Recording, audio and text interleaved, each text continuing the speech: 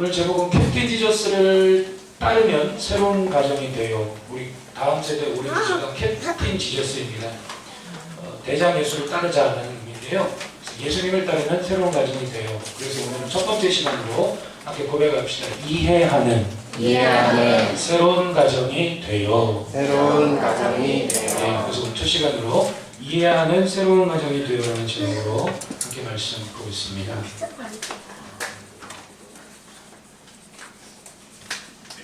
여러분, 신앙생활이란 무엇입니까? 나의 삶의 주인과 왕을 성삼위 하나님으로 바꾸고 세상 나라 방식을 버리고 하나님 나라 방식으로 살아가는 것, 이것이 신앙생활이죠.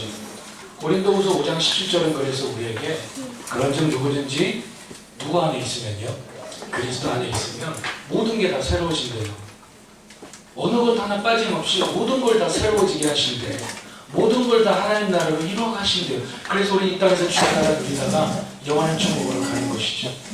이전 것은 지나가요. 헌 것, 낡은 것, 상처받은 것, 힘든 것, 어려운 것, 모든 이전 것, 죄악된 것은 지나가고 날마다 주님 안에서 보라, 새 것이 되었도다 라고 하고 있습니다. 우리 좌우를 향해 축복합시다. 보라, 새 것이 되었습니다. 그렇게 주님께서 새롭게 하시는데 그 중에 반드시 새롭게 하시는 것이 있다면 가정입니다. 가정. 우리가 신앙생활 할 때 주님은 우리의 가정을 반드시 새롭게 하십니다. 우리의 가정이 하나님 나라를 꿈꾸고 하나님 나라를 전하는 오픈 가정으로 날마다 새롭게 하십니다. 오늘날 다양한 가정 형태가 있습니다. 부끄러워할 것도 없고 부끄러워해서도 안 되고 판단해서도 안 되고 정죄해서도 안 됩니다. 주님은 어떤 가정이든지 포기하지 않습니다. 버리지 않습니다. 사랑하시고 세우시고 복주시기를 원하십니다. 오픈 가정이 무엇인가를 원하신다면 오늘 주보 앞면을 보면 닉 부이치치의 가정을 이렇게 실어드렸어요. 네. 최근에 쌍둥이 2명을 낳아가지고 6가족이 됐어요. 더 이상 설명이 필요 없을 정도로 닉의 가정은 오늘날 많은 사람들에게 소망을 주는 오픈 가정으로 세워져 있습니다. 여러분, 권면하는 도전드립니다. 6월달에 여기에 닉 부이치치 가정 대신 어떤 가정의 사진을 실었으면 좋을까요? 1년 동안 매달 한 가정씩 오픈 가정의 비전 속에서 주보에 사진을 좀 실었으면 합니다. 아멘이시죠? 아멘이시죠? 예, 그래서 좀 실었으면 합니다. 그래서 주님 우리의 가정을 새롭게 하십니다. 신앙생활 하는데 가정을 포기하고 신앙생활 한다. 근데 나만 믿으면 돼요. 나만 기도하고 그냥 뭐 남편 어떻게 되든 아내는 어떻게 되든 자식은 어떻게 되든 형제자매는 어떻게 되든 부모는 어떻게 되든 나만 신앙생활하면 된다. 여러분, 그건요 반은 맞지만 반은 매우 틀린 거예요. 그럴 수가 없어요. 여러분, 그래서 어떠한 가정의 모습이 있든지 오늘 새로운 가정으로 세우시는 주님의 은혜와 사랑을 찬양드립니다. 그래서 오늘 본문을 보니까 이해하는 새로운 가정이 된다는 겁니다. 오늘 첫 시간으로 미국 표준 진단체계 DSM-5라고 하는 진단체계가 있습니다. 의학. 이 진단체계 우울증 테스트하는 자료예요. 우울증을 오늘날 마음의 감기, 최근에는 마음의 암이라고 표현할 정도로 매우 심각합니다.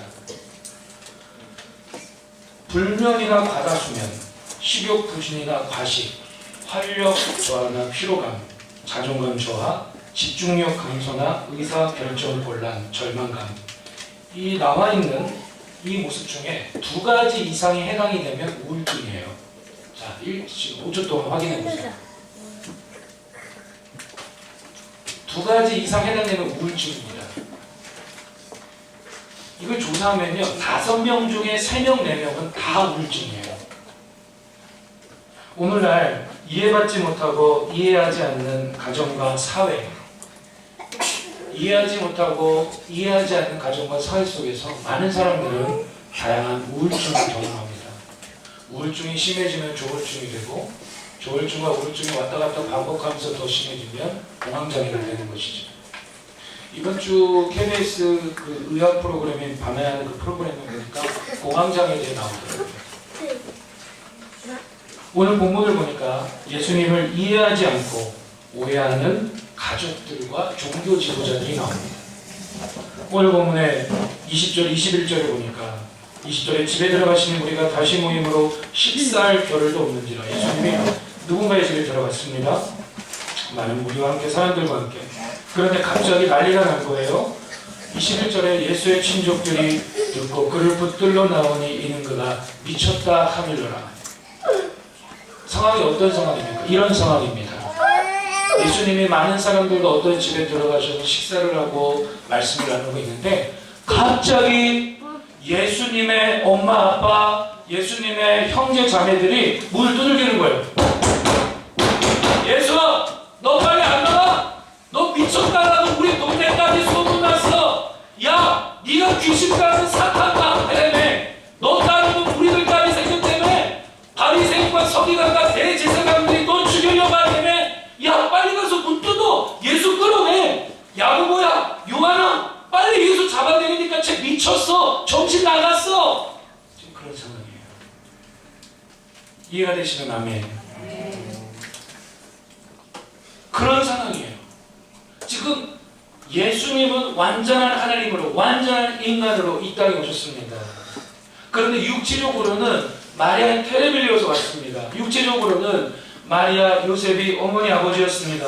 성경에 자세히 기록되어 있지 않지만 예수님에게도 형제자매가 있었습니다. 야고보가 있었습니다. 요한이 있었습니다. 몇몇의 자매들도 있었습니다. 누나, 동생도 있었습니다. 그런데 이 가족들은 아직 예수님을 이해하지 못해요.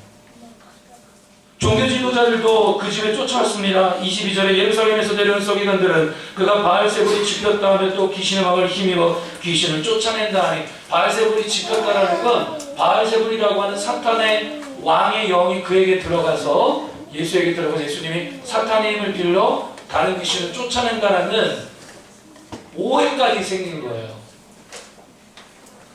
여러분 앞에 고백합시다. 이해하지 못하면 오해가 생깁니다. 예수님 마음이 얼마나 답답했을까요? 얼마나 예수님의 마음이 슬펐을까요? 이 땅에 영혼들을 구원하기 위해 하나님 나라를 증거하고 계시는 예수님께 오히려 가장 가까운 가족들이 이해를 하지 못하고 예수 너 미쳤대, 너 미친 거 아니야? 라고 하면서 오히려 집 나간 아들, 딸들을 잡으러 간 엄마, 아빠처럼, 잡으러 간 형제자매처럼 지금 그러한 상황입니다. 왜 이런 일이 일어나고 있습니까? 공감하지 않기 때문입니다. 공감하지 않기 때문에 이해하지 못하고 오해하는 가정의 모습들. 오늘 우리의 가정 안에도, 오늘 이 시대의 가정 속에도 얼마나 많습니까? 그래서 예수님께 너무 답답해서 23절부터 30절까지 오해를 풀어주기 위해, 아니다, 내가 만약에 바알세불의 힘을 빌려 귀신을 내쫓는 거라고 한다면 사탄의 나라가 귀신과 귀신끼리 분쟁하니까 어떻게 그 나라가 설 수 있느냐? 강한 자를 결박하지 않고, 강한 자, 사탄의 우두머리를 결박하지 않고 귀신을 내쫓을 수 없다. 나는 성령의 힘을, 성령의 능력을 통해 사탄의 나라를 무너뜨리러 온 만왕의 왕인 예수 그리스도다라는 것을 이야기하면서 뭐라고 말씀하셨습니까?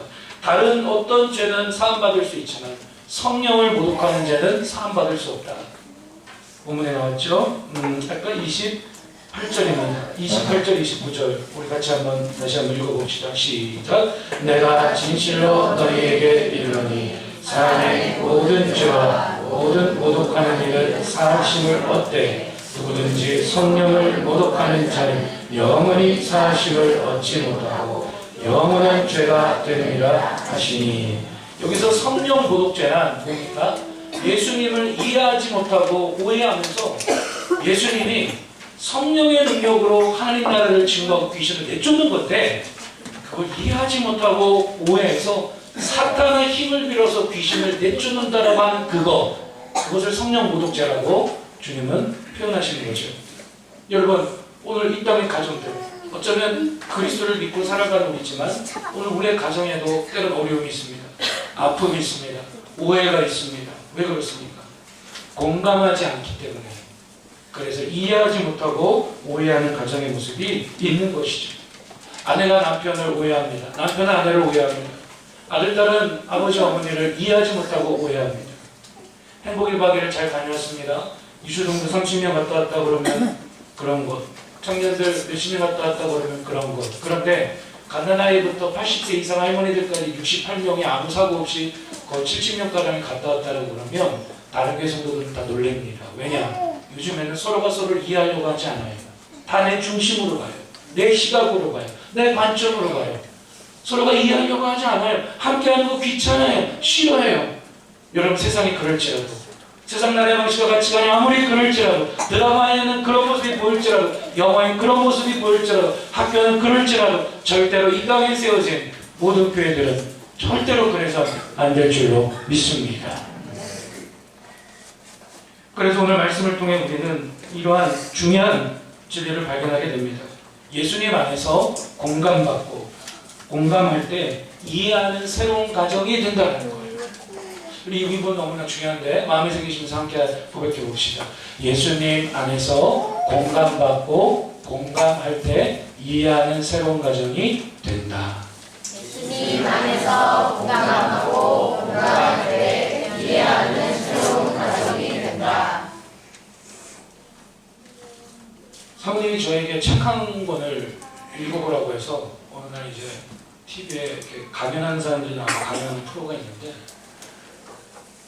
설교 좀 하고 바쁘니까 뭘 보라고 하는 거냐고 해서 봤어요. 봤더니 요즘에 공감과 위로에 대해서 많은 사람들에게 호응을 받고 있는 여자 의사분인데 정혜신이라고 하는 거예요. 그래서 그 프로를 보고 당장 인터넷에 들어가서 책을 샀어요. 당신이 올까? 제목을 딱 봤는데 기분이 안 좋더라고. 옳긴 뭐가 오라. 주의 말씀 따라 살아야 옳지. 아니다. 그래도 책을 한번 읽어보자. 읽었는데 밤새서 몇 시간 만에 다 읽었어요. 보통 의사들은 마음이 아프다 그러면 신경학적으로, 정신학적으로 무슨 약을 먹어야 된다 그러는데 이분은 그게 아니에요. 사람들이 아파해 있는 현장에 들어가서 그 사람들과 함께 시간을 갖고 공감을 통해 마음을 치료하는 어떤 그런 의사로서 생활을 하고 있었습니다. 이 책을 5월달 좀 추천도서로 추천해 드립니다. 책을 보기 원하시는 분은 저에게 톡을 주시면 책을 사서 빌려드리겠습니다. 도서관에 드리겠습니다. 너무 좋습니다. 일단은 우리 아버지들만 한번 손들어 보겠습니다. 아버지 남편들. 네. 아버지 남편들 먼저 다 읽으십시오. 그 다음에 아내들 손들어 보겠습니다. 네. 아내들도 다 읽으십시오. 정말 좋습니다. 이 책에 보면 공감의 원칙이 나오는데 중요한 3가지 원칙이 있어요. 언제나 내가 먼저다. 두 번째는 충초 평판 날리지 말고 공감하라. 또 한 가지 뭐냐면 그 한 사람이 있으면 산다. 이게 도대체 무슨 말일까? 언제나 내가 먼저다. 그 부분 책에 나오는 내용을 제가 좀 발췌해서 소개해 드립니다. 한번 보시죠. 언제나 내가 먼저다. 이런 내용입니다. 언제나 나를 놓쳐서는 안 된다. 언제나 내가 먼저다. 그게 공감의 중요한 성공 비결이다. 공감하는 일은 응급실 당직 의사처럼 상대에게 의무적으로 해야 하는 일이 아니다. 그럴 이유가 하나도 없다. 의무가 되면 결국 내가 먼저 나가 떨어진다. 너를 공감하는 일보다 더 어려운 것이 나에게 집중하고 나를 공감하는 일이다. 대개는 여기서 걸려 넘어져 공감을 제대로 하지 못하고 사람 구하는 일에서 결정적으로 실패한다. 이해가 되시나요? 좀 더 소개하자면 들어보세요. 공감은 내 등골을 빼가며 누군가를 부축하는 일이 아니다. 그 방식으로는 상대를 끝까지 부축해낼 수 없다. 둘 다 늪에 빠진다. 공감은 나를 공감하기 위해 나를 소홀히 하거나 억압하지 않아야 이루어지는 일이다. 누군가를 공감하는 건 자신까지 복잡해지다가 마침내 둘 다 홀가분하고 자유로워지는 일이다. 뭘 이야기하고 있죠? 우린 주님의 사랑으로 섬긴다고 합니다. 나눈다고 합니다. 힘들어요. 왜 힘들어요?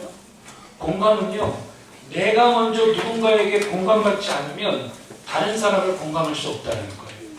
그래서 항상 다른 사람을 이해하고 공감하는 게 먼저가 아니라 내가 먼저 나를 공감하고 내가 먼저 나를 이해하는 거예요. 그래서 언제나 내가 먼저다라는 내용이에요.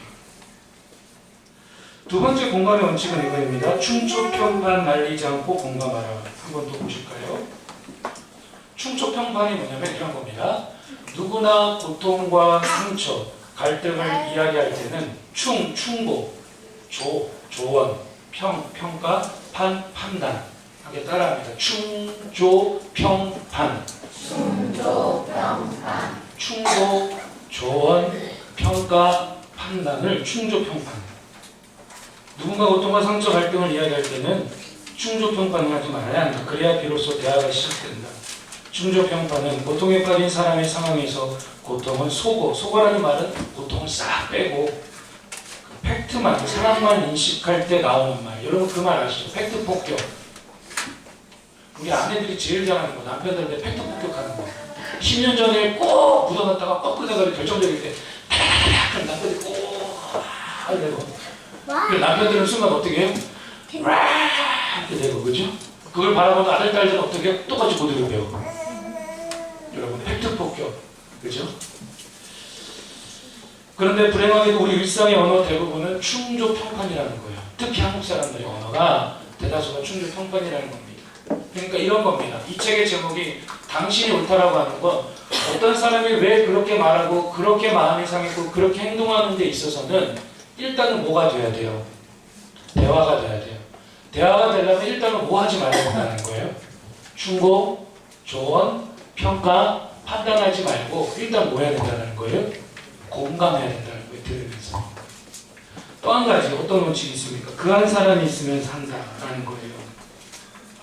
이 부분도 한번 소개해드립니다. 짧은 내용만 펼쳐서 들어보시죠. 그 한 사람만 있으면 내가 산다. 보세요. 전 이 부분에서 눈물을 많이 흘렸는데 내 고통에 진심으로 눈을 포개고 듣고 또 듣는 사람, 내 존재에 집중해서 묻고 또 물어주는 사람, 대답을 채근하지 않고 가슴 먹먹하게 기다려주는 사람이라면 누구라도 상관없다. 그 사람이 누구인가는 중요하지 않다. 그렇게 해주는 사람이 중요한 사람이다. 그 한 사람이 있으면 사람은 산다. 여러분 어떤 내용이 이해가 되시면 성경의 말씀은 아니지만 우리가 그리스도의 사랑 안에서 다 맞는 말은 아니지만 배울 점이 있다고 생각해요. 어떠한 내용인지 이해가 되시고 공감이 되시면 우리 같이 아멘 합시다. 할렐루야.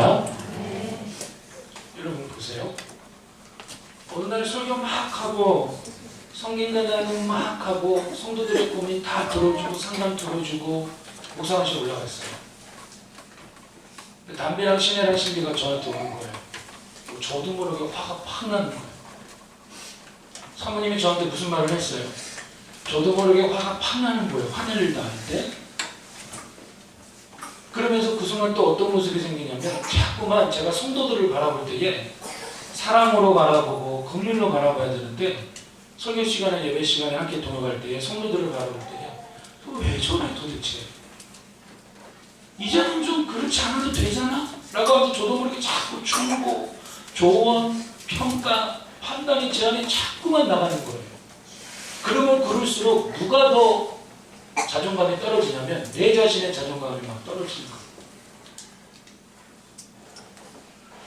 여러분 어떠하십니까? 저만 이럴까요? 여러분도 마찬가지지 않습니까? 우리 자원을 이렇게 물어봅시다. 당신도 마찬가지죠? 당신도 마찬가지죠. 마찬가지입니다. 그럴 때 깨닫는 게 있어요. 이 책에서는 공감이라고 하지만 복음 안에서 성경 안에서 공감을 다른 말로 표현한다면 뭡니까? 은혜. 할렐루야. 은혜입니다.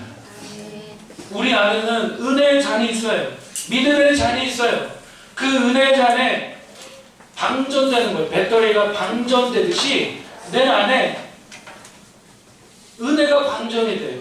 내 안에 믿음의 잔이 떨어지는 거예요. 그러면 우리는 예수 믿는 사람으로서 누구처럼 될까요? 바리새인, 서기관, 율법학자들이랑 똑같이 돼요. 똑같이 됩니다.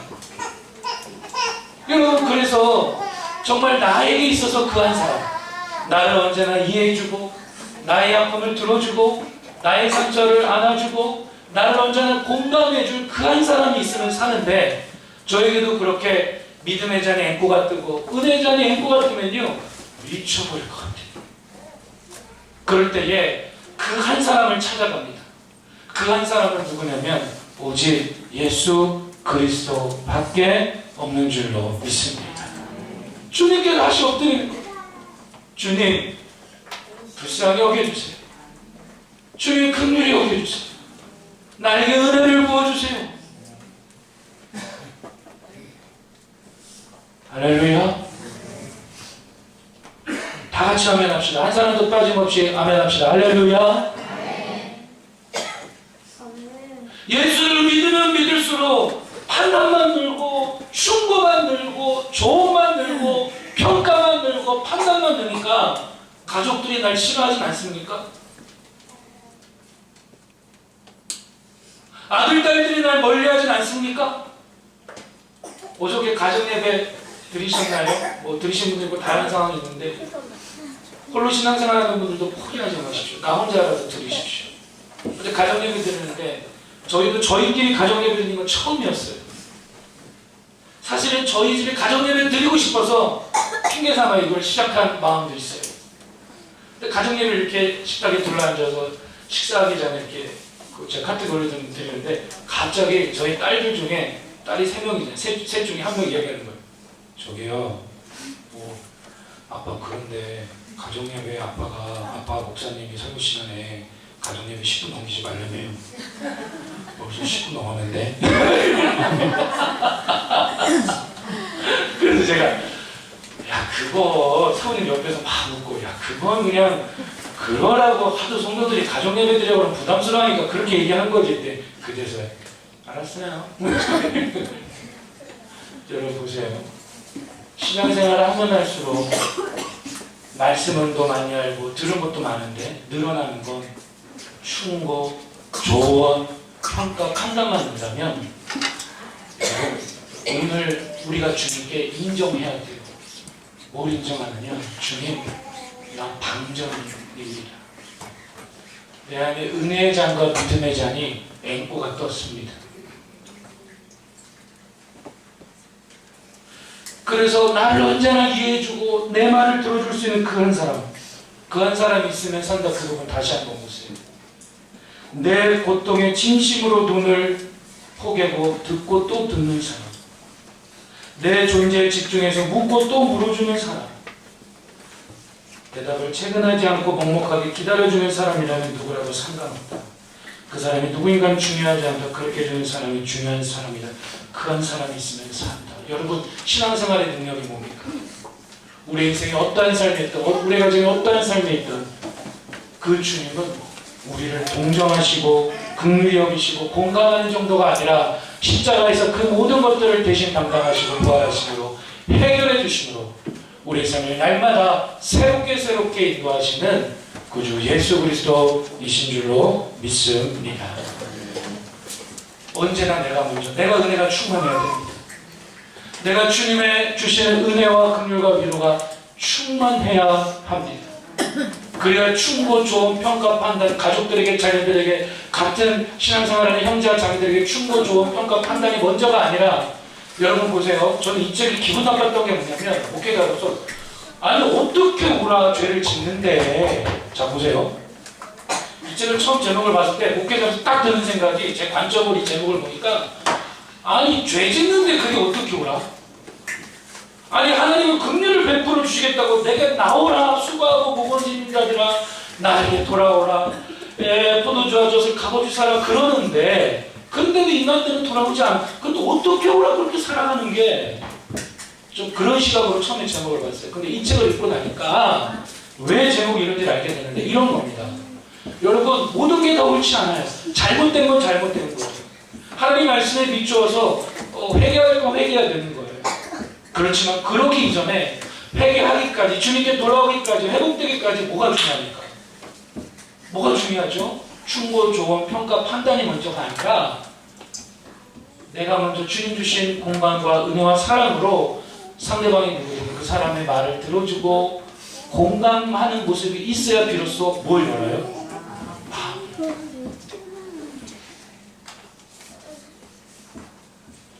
목회자로서 제일 눈물을 많이 흘리며 기도했을 때가 그럴 때입니다. 주님, 저는 그런 마음이 아닌데 왜 그걸 저렇게 알아들을까요? 주님, 저는 그런 마음으로 설교한 게 아닌데 왜 성도들은 그렇게 알아들을까요? 지금은 안 그러는데 처음에 닮은 게 시작했을 때. 근데 주님 앞에 등물로 기도할 때 주님 주신 마음이 이런 마음이었어요. 어떤 마음이었느냐? 또 사랑으로 충고 좀 평가 판단 내려놓고 또 사랑으로 기다리라라는 거. 여러분 오늘 주님께 나아가셔서 주님 주시는 공감과 사랑과 위로로 내 안에 앵고가 되고 방전된 그 믿음의 잔, 은혜의 잔을 채우시기를 주님의 이름으로 축복합니다. 술집 가서 술잔을 기울이면서 그것을 채웠던 아버지와 남편들이 예수님을 믿으면 하나하나 조금씩 정리가 되면서 주님 안에서 위로를 받고 공감을 얻기 시작하는 것입니다. 아내들도 마찬가지입니다. 자녀들도 마찬가지입니다. 그러면서 충조 평판을 날리지 않고 공감하기 시작하고요. 그리고 이제 내가 또 다른 가족들에게 또 다른 형제와 자매들에게 어떤 사람이 되는 것입니까? 바로 그 한 사람이 되는 것입니다. 우리 함께 고백합시다. 내가 그 한 사람이 되자. 신앙생활을 오래 할수록 싸워야 되는 싸움이 이 싸움 아닙니까? 네. 그리고 반대로 신앙생활한 지 얼마 안 되시는 분들 잘 새겨 들으십시오. 누군가 나를 섬겨줄 때에 그 섬김을 당연하게 생각하시면 안 됩니다. 우리 서로 간에 예수님이 없다면 우리 서로가 서로를 존중할 이유도 없고요. 이해할 이유도 없고요. 공감할 이유도 없어요. 누군가 나를 섬길 때에 나도 마땅히 그 사람을 따라 섬김의 자리로 모두가 함께 나아갈 수 있기를 주님의 이름으로 축복합니다. 마지막 결론입니다. 결국 오늘 첫 번째 내용을 통해서 예수님 안에서 내가 먼저 공감받고 내가 먼저 은혜받고 또 다른 사람을 공감할 때 이해하는 새로운 가정이 된다라는 것이죠. 히브리서 4장 14절 15절 말씀은 우리에게 다음과 같이 이야기합니다. 그러므로 우리에게 큰 대제사장이 있으니 승천하신 자 곧 하나님의 아들 예수시라 우리가 믿는 도리를 굳게 잡을지어다. 우리 마지막으로 15절 다 함께 읽겠습니다. 우리에게 있는 대제사장은 우리 연약함을 채울하지 아니하는 자가 아니요 모든 일에 우리의 한결같이 시험을 받은 자로 돼 죄는 없으시니라. 아멘. 주님은 죄가 없지만 인간이 죄악으로 인하여 겪을 수 있는 모든 아픔과 상처와 연약함과 오해와 배신과 모든 것들을 주님은 다 겪으셨어요. 그래서 그 주님은 우리의 가정이 어떠한 모습이든지 우리의 상황이 어떠하든지 주님은 우리를 긍휼히 여기시고 공감할 뿐만 아니라 치료하시며 회복하시는 주님이신 줄로 믿습니다. 여러분 공감하는 성도, 이해하는 그리스도인, 그래서 우리를 통해 많은 사람들의 마음이 열리고 숲처럼 많은 것들을 포함하고 많은 영혼들을 포함할 수 있는 그러한 교회로, 그러한 가정으로 계속해서 세워질 수 있기를 주님의 이름으로 축복합니다. 여러 성도들을 상담하고 양육하고 말씀을 나누다 보면 중요한 걸 발견합니다. 그건 뭐냐? 관심, 진지함, 기도예요. 자, 보세요. 자, 고개 들고 저를 보세요. 관심, 진지함, 기도. 정말 우리 가정이 변화되길 원해. 그럼 이러면 어떤 사람은 에이, 그런 소리, 뻔한 소리. 그런데 어떤 사람은 관심을 가져요. 목사님 어떤 책이 좋대요? 그래? 읽어볼까? 관심을 가져요. 진지해요. 진지하다라는 건 관심을 가질 뿐만 아니라 진지하다라는 것은 반드시 그대로 되기를 원해요. 그리고 또 한 가지 뭡니까? 진지할 뿐만 아니라 주님 앞에 기도하는 것입니다.